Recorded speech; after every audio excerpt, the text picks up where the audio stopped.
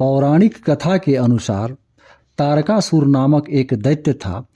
उसके 3 पुत्र थे, तारकाक्ष, कमलाक्ष और विद्युन्माली। जब भगवान शिव के पुत्र कार्तिकेय जी ने तारकासुर का वध कर दिया तो उसके पुत्रों को बहुत दुख हुआ। इसके बाद उन्होंने देवताओं से बदला लेने के लिए घोर तपस्या कर ब्रह्मा जी को प्रसन्न किया। ब्रह्मा जी प्रकट हुए तो असुरों ने उनसे अमर होने का वरदान मांगा, लेकिन ब्रह्मा जी ने उन्हें इसके अलावा कोई दूसरा वरदान मांगने के लिए कहा। तब उन तीनों ने ब्रह्मा जी से कहा कि आप हमारे लिए 3 नगरों का निर्माण करवाएं।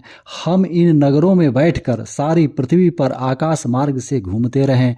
1000 साल बाद जब हम एक जगह मिलें, उस समय हमारे तीनों नगर मिलकर एक हो जाएं, तो जो देवता उन्हें एक ही बाण में वध कर सके वही हमारी मृत्यु का कारण हो।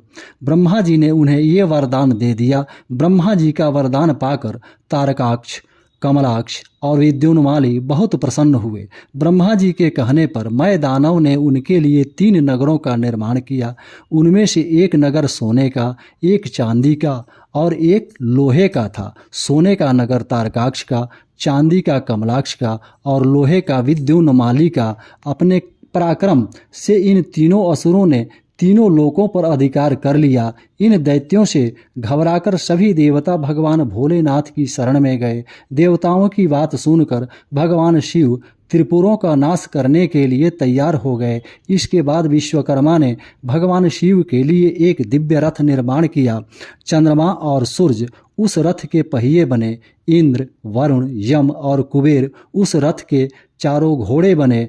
हिमालय धनुष बने और शेषनाग प्रत्यंचा, स्वयं भगवान विष्णु वाण तथा अग्निदेव उसकी नोक बने। उस दिव्य रथ पर सवार होकर जब भगवान शिव त्रिपुरों का नाश करने के लिए चले तो दैत्यों में हाहाकार मच गया।